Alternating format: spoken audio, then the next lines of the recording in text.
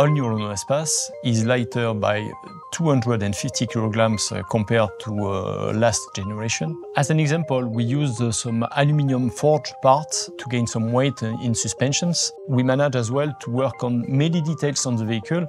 As an example, side mirrors were worked with design people to make sure that we could gain 1 gram of CO2.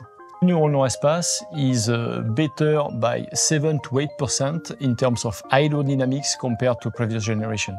We paid attention to the general shape of the vehicle, and at the rear of the vehicle we managed to drop the end of the vehicle, keeping roominess inside, but it gives much more efficient in terms of aerodynamics. Fuel efficiency nowadays is a key topic for any car maker, and we implemented in this vehicle the latest E-Tech full hybrid engine we have.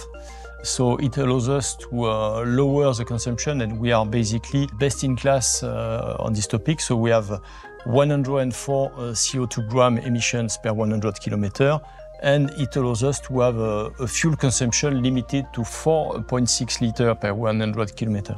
We managed to keep a large fuel tank, so we can go up to 1100 kilometers autonomy, which allows us to cross countries. And for example, you can go from north of France to south of France in one row.